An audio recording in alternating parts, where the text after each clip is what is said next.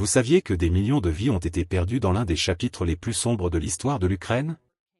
Le Holodomor, une famine artificielle provoquée par des politiques oppressives, n'est pas seulement une tragédie oubliée, mais un cri de douleur qui résonne encore aujourd'hui. Qu'est-ce qui pousse un gouvernement à sacrifier son propre peuple? Quelles ont été les conséquences qui ont perduré pendant des générations? Dans cette vidéo, nous allons explorer cette histoire marquante qui a façonné l'identité ukrainienne et la lutte pour la reconnaissance et la justice. Imaginez vivre dans un pays où le pain, un aliment de base, devient un symbole de souffrance et de mort. Le Holodomor n'était pas seulement une crise alimentaire, c'était une attaque dévastatrice contre la culture et la vie des Ukrainiens. Comment cette expérience de privation et d'oppression a-t-elle affecté la psyché d'un peuple? Et pourquoi cette histoire est-elle cruciale pour comprendre non seulement l'Ukraine, mais aussi les leçons universelles sur les droits humains? Rejoignez-nous alors que nous dévoilons les détails de cette tragédie, révélant non seulement la douleur, mais aussi la résistance d'un peuple qui refuse d'être oublié. À la fin de cette vidéo, nous espérons que vous aurez une nouvelle perspective sur l'importance du Holodomor et sa pertinence dans les discussions contemporaines sur l'oppression et la résilience. Que pouvons-nous apprendre de cette histoire pour empêcher que des événements similaires ne se reproduisent? Préparez-vous pour un voyage profond qui remettra en question vos perceptions et vous connectera à la lutte pour la mémoire et la justice qui perdure jusqu'à aujourd'hui.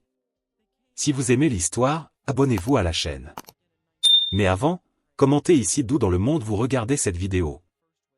Le Holodomor, qui signifie mort par la faim en ukrainien, est l'un des événements les plus sombres de l'histoire moderne.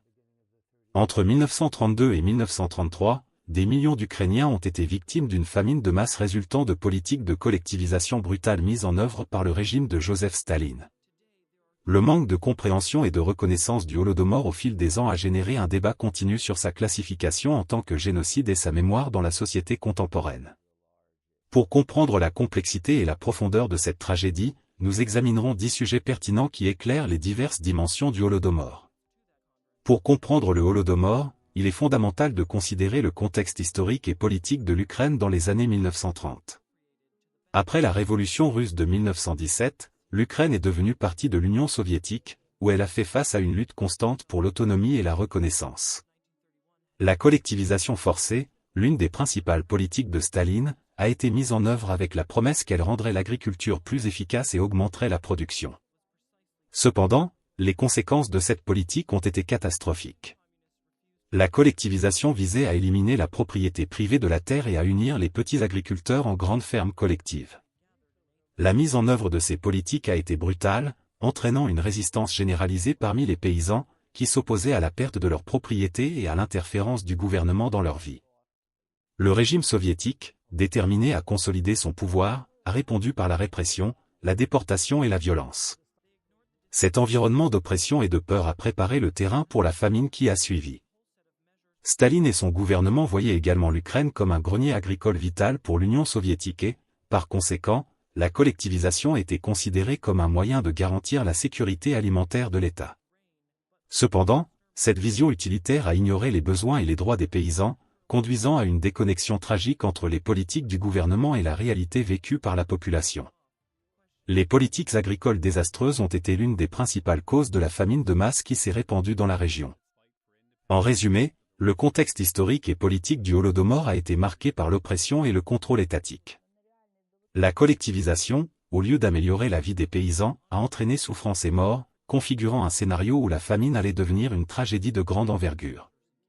La combinaison de la répression politique et économique a été fondamentale pour comprendre le Holodomor et ses conséquences. La collectivisation de l'agriculture en Union soviétique a été un processus qui a commencé à la fin des années 1920 et s'est intensifié dans les années 1930.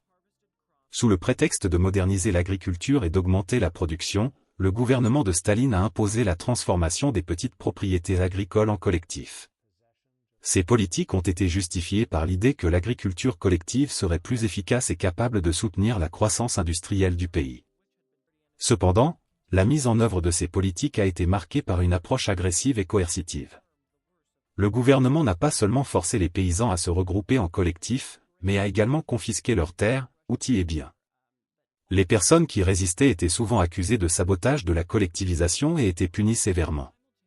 Cette répression était accompagnée d'une intense propagande, qui tentait de diaboliser les petits propriétaires terriens et de glorifier le travail dans les fermes collectives. Les quotas de production imposés par le gouvernement étaient irréalistes et souvent impossibles à atteindre. Les paysans, déjà démoralisés et appauvris, faisaient face à la pression de produire plus que ce qui était humainement possible. La frustration et la révolte étaient généralisées, mais le régime soviétique ne montra aucune miséricorde. Au lieu de chercher des solutions à la crise agricole, le gouvernement opta pour une répression accrue, confisquant encore plus de nourriture et de réserves. Les politiques de collectivisation, par conséquent, non seulement ont démantelé l'agriculture traditionnelle de l'Ukraine, mais ont également généré un environnement de désespoir et de désespoir. Avec la production agricole en déclin et les ressources détournées pour nourrir les villes et le gouvernement, la famine devint inévitable. Ce fut le point de départ de la tragédie qui se déroulerait dans les années suivantes. Avec la mise en œuvre des politiques de collectivisation et la confiscation des grains, la famine commença à se répandre en Ukraine en 1932. Les paysans, qui auparavant étaient autonomes, se retrouvaient maintenant sans nourriture et sans ressources. Les récoltes échouèrent non seulement, mais les quelques aliments restants étaient confisqués par le gouvernement. La situation devint critique, et la population commença à ressentir les effets dévastateurs de la famine. Les récits de souffrance et de désespoir pendant cette période sont impressionnants. Des familles entières commencèrent à mourir de faim, et beaucoup recoururent à des mesures extrêmes pour tenter de survivre. La chair humaine, souvent considérée comme un tabou, devint une question de survie pour certains. La famine désarma les structures familiales et sociales, entraînant un effondrement moral et éthique. La douleur et la souffrance des gens étaient palpables, mais la réponse du gouvernement était le déni et la répression. Le régime soviétique, au lieu d'aider la population, décida de faire taire la tragédie. La famine fut traitée comme un problème d'ordre public, et ceux qui tentaient de dénoncer la situation étaient persécutés. La propagande d'État minimisa la crise, affirmant que l'agriculture soviétique prospérait. Cette déconnexion entre la réalité vécue par les paysans et le récit du gouvernement fut l'un des facteurs qui perpétuèrent la tragédie du Holodomor. La combinaison de la famine et de la répression résulta en une tragédie incommensurable. On estime qu'entre 3 à 7 millions d'Ukrainiens ont péri en raison de cette famine forcée. L'impact psychologique de cette tragédie fut profond, laissant des cicatrices qui perdureraient par générations. Le souvenir du Holodomor devint une partie essentielle de l'identité nationale ukrainienne et un symbole de la lutte pour la survie face à l'oppression. Durant le Holodomor, le gouvernement soviétique non seulement ignora la crise humanitaire, mais prit également des mesures actives pour la dissimuler. Le déni de la famine fut une stratégie délibérée pour protéger l'image du régime et éviter des critiques internes et externes. Ceux qui tentaient de dénoncer la situation étaient considérés comme des traîtres et souvent punis par l'emprisonnement ou l'exécution. La presse soviétique, contrôlée par l'État, continuait à publier des récits optimistes sur l'agriculture et l'économie, même lorsque la réalité était complètement opposée. La propagande se concentrait sur la glorification des réussites du régime, tandis que les voix de la douleur et du désespoir étaient réduites au silence. Cette stratégie de dissimulation fut fondamentale pour le fonctionnement du régime de Staline et son contrôle sur le récit public. Le silence sur le Holodomor persista pendant des décennies, même après la mort de Staline en 1953. Pendant la période de la guerre froide, l'Union soviétique continua de nier l'existence du Holodomor, arguant qu'il s'agissait d'une famine naturelle et non d'un résultat de politique étatique. Ce récit fut accepté par beaucoup, en particulier en Occident, où la complexité de la situation ukrainienne était souvent ignorée. La reconnaissance du Holodomor comme une tragédie humanitaire fut graduelle et, dans de nombreux cas, est encore contestée. Les difficultés à aborder le Holodomor furent exacerbées par le manque de témoignages et par la répression des mémoires collectives. Néanmoins, la résilience de la population ukrainienne et le désir de maintenir vivante la mémoire des victimes garantissent que le Holodomor ne soit pas complètement oublié. Malgré la brutalité du régime soviétique et la famine dévastatrice, les Ukrainiens ont montré une résilience admirable. Bien que de nombreux paysans aient succombé au désespoir, d'autres se sont organisés pour résister aux politiques du gouvernement. Cette résistance s'est manifestée de plusieurs manières, depuis le sabotage de la production agricole jusqu'à la cachette de nourriture et de semences pour protéger leurs familles. La lutte des Ukrainiens ne s'est pas limitée à la résistance physique, beaucoup ont également cherché des moyens de préserver leurs identités culturelles et nationales. La langue, la musique, les traditions et l'histoire sont devenues des formes de résistance. À un moment où le régime tentait d'effacer l'identité ukrainienne, ces expressions culturelles sont devenues un symbole de lutte pour la survie et la dignité. La résistance s'est également étendue à la sphère internationale, où la diaspora ukrainienne a commencé à attirer l'attention sur la tragédie qui se déroulait en Ukraine. Des activistes et des intellectuels ukrainiens se sont mobilisés pour sensibiliser le monde à la famine, dénonçant les politiques du régime soviétique et recherchant un soutien international. Cependant, leur voix était souvent réduite au silence par la désinformation et la propagande d'État. Cette résistance culturelle et politique a été cruciale pour la formation de l'identité ukrainienne moderne. Le Holodomor est devenu un symbole non seulement de la douleur et de la souffrance, mais aussi de la lutte et de la résilience du peuple ukrainien. La reconnaissance de cette résistance est essentielle pour comprendre l'impact durable du Holodomor sur la mémoire collective de l'Ukraine.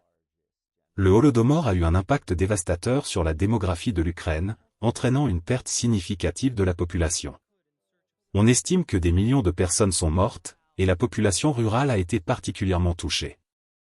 La destruction de communautés entières et la mort de tant de personnes ont créé un vide social qui a eu des répercussions durables sur la société ukrainienne.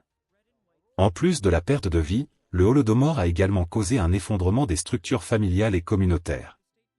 La mort de masse d'hommes, de femmes et d'enfants a entraîné des foyers détruits et un profond sentiment de deuil collectif. Les conséquences psychologiques de la famine et de la perte ont été ressenties pendant des générations, et de nombreux survivants ont porté des traumatismes qui ont influencé leur vie et celle de leurs descendants. La désintégration sociale a également eu des implications pour l'agriculture et l'économie.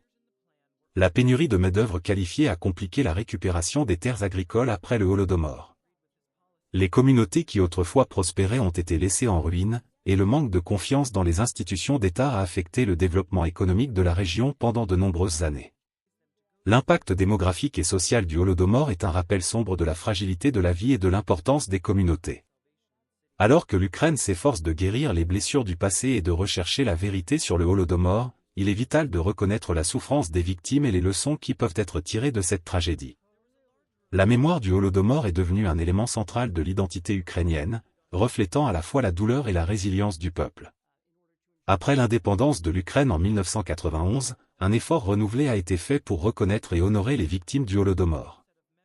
Des monuments ont été construits, des musées ont été établis et l'étude du Holodomor est devenue une partie importante du programme éducatif.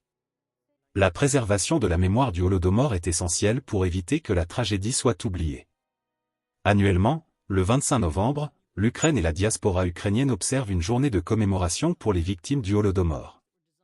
Pendant ces observances, les gens allument des bougies et réalisent des cérémonies pour honorer ceux qui ont souffert.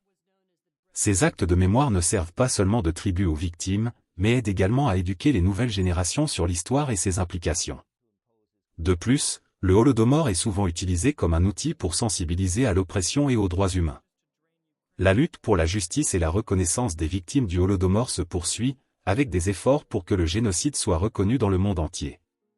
La lutte pour la vérité et la mémoire est considérée comme une manière d'honorer ceux qui ont perdu la vie et d'assurer qu'une telle tragédie ne se reproduise pas. La mémoire du Holodomor est une partie essentielle de l'identité nationale ukrainienne. Elle symbolise la lutte pour la survie et la résilience du peuple face à l'oppression. Reconnaître et préserver cette mémoire est fondamental pour construire un avenir plus juste et conscient de l'histoire. La reconnaissance du Holodomor comme un génocide a été un sujet controversé dans de nombreux pays. Alors que l'Ukraine et plusieurs pays, y compris les États-Unis, reconnaissent le Holodomor comme un acte de génocide, d'autres hésitent encore à le qualifier ainsi.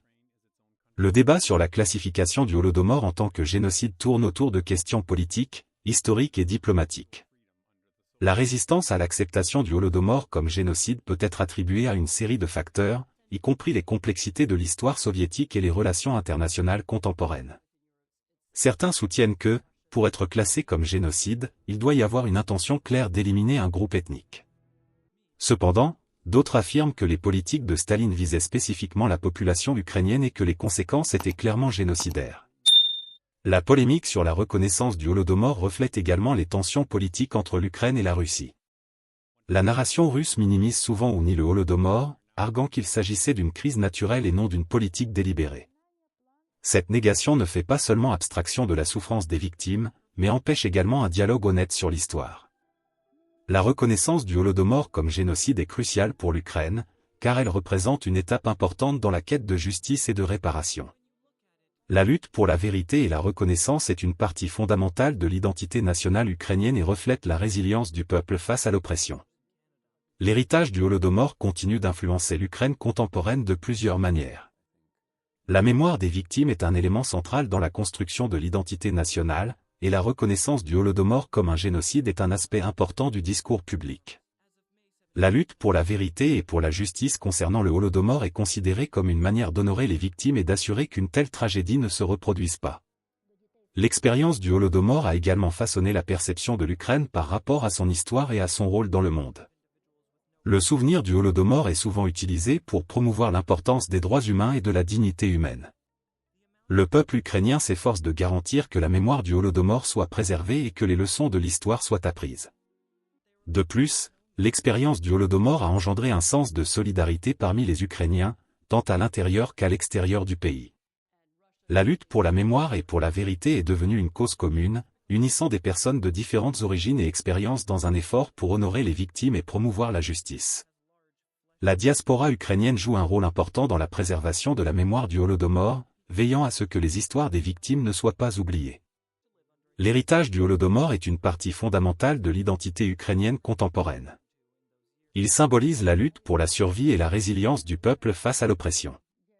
La mémoire des victimes est un témoignage de la capacité humaine à résister et à lutter pour la justice, et la lutte pour la vérité continue d'être une partie vitale de l'histoire de l'Ukraine. Vous pensez que le Holodomor a été un génocide délibéré ou une tragédie résultant de politiques mal planifiées? Laissez votre avis dans les commentaires. Réfléchir au Holodomor est un exercice qui nous confronte aux profondeurs de la cruauté humaine et aux conséquences de l'oppression. La famine de masse, la répression et le silence des voix des victimes sont des rappels douloureux de l'importance de reconnaître la dignité humaine et la valeur de la vie. Le Holodomor n'est pas seulement une tragédie ukrainienne, c'est une leçon qui résonne dans le monde entier sur les dangers de l'idéologie extrémiste et de la déshumanisation. L'histoire du Holodomor nous enseigne l'importance de préserver la mémoire et d'honorer les victimes. Chaque histoire racontée, chaque mémorial érigé, et chaque acte de mémoire aide à garantir que la souffrance des victimes ne soit pas oubliée. La lutte pour la vérité et pour la justice doit continuer, non seulement comme une manière d'honorer les morts, mais aussi comme une façon d'éduquer les futures générations sur les leçons de l'histoire. De plus, le Holodomor met en évidence l'importance de la solidarité et de la résistance face à l'oppression. La capacité des Ukrainiens à résister et à lutter pour leur identité et leur dignité est un témoignage de la force humaine.